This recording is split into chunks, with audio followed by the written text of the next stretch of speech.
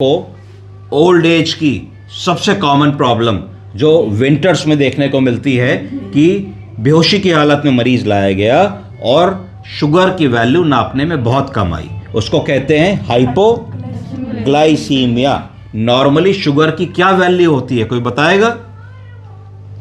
खाली पेट वाली शुगर की वैल्यू होती है फास्टिंग की 70 से 100। कितनी होती है? 70 से 100 मिलीग्राम पर डेसीलीटर। क्या?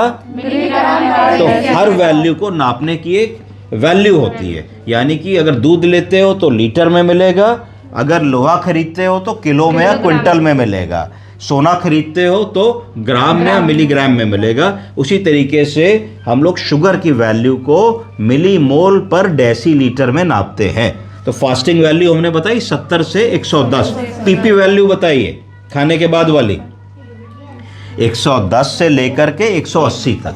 ठीक, हमेशा याद रखिए। तीसरी चीज ऑन एन एवरेज याद रखिए कि अगर कभी भी कोई मरीज आ रहा है तो रैंडम शुगर अगर हम नापते हैं तो 150 या उससे कम है तो हम उसको नॉर्मल मानेंगे, और अगर 150 या उससे ज्यादा है तो हमारे मन में एक ये बात आनी चाहिए कि हो सकता है कि इस मरीज को शुगर की बीमारी अर्थात डायबिटीज मेलाइटस हो।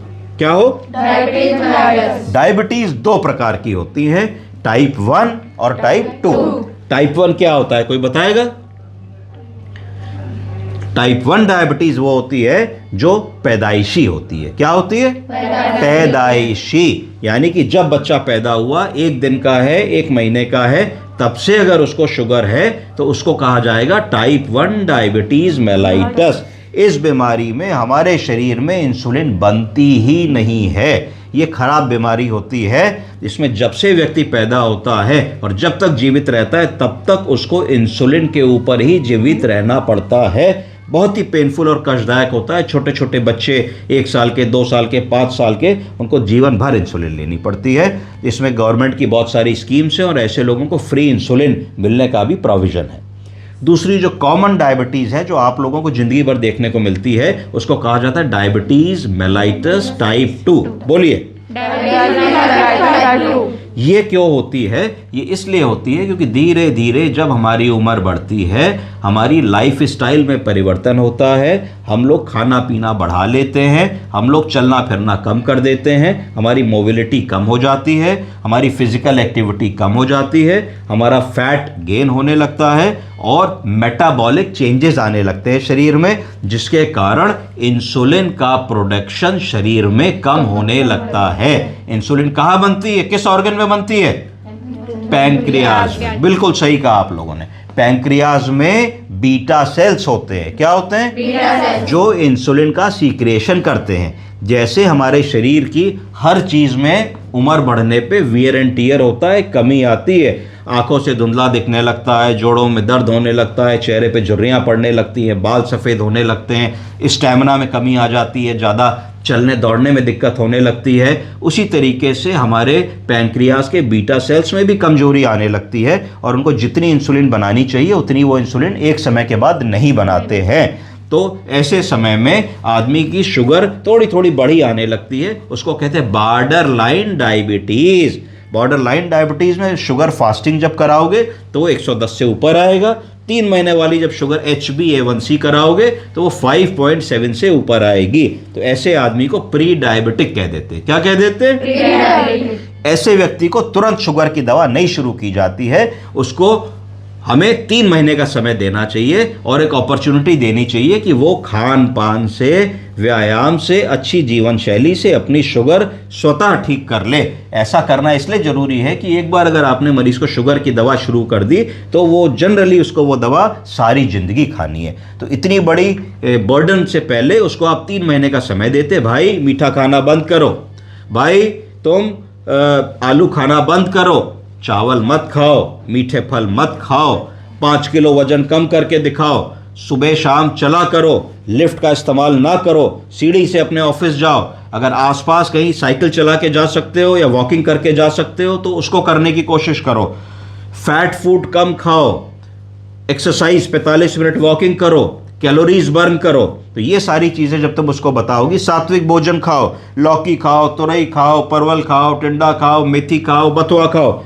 दही खाओ, सलाद खाओ, हरी पत्तेदार सब्जी खाओ, क्या नहीं खाओ? जंक फूड नहीं खाओ, बर्गर नहीं खाओ, पिज़्ज़ा नहीं खाओ, इटालियन फूड नहीं खाओ, स्पैगेटी नहीं खाओ, बहुत ग्रेवीदार खाना नहीं खाओ, बहुत ज़्यादा नॉन वेजिटेरियन फूड नहीं खाओ, बहुत ज़्यादा घी तेल तला भुना अचार पूड़ी पराठा नहीं खाओ, मीठा बिल्कुल मत खाओ। जब ये सारी चीज़ें तुम उसको बताओगी तो उसकी प्री डायबिटिक कंडीशन खुद से ठीक हो जाएगी।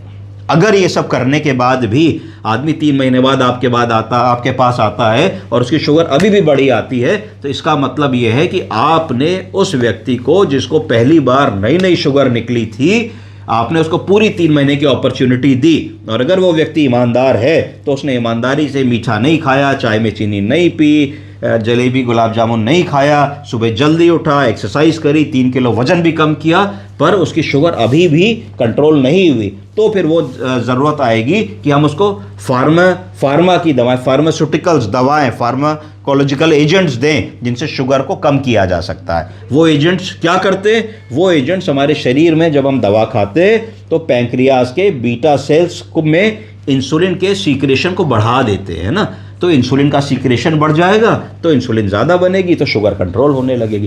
पहले सिंपल दवाओं से शुरू करते हैं, फिर धीरे धीरे दवाओं को ऐड ऑन करते हैं। क्यों?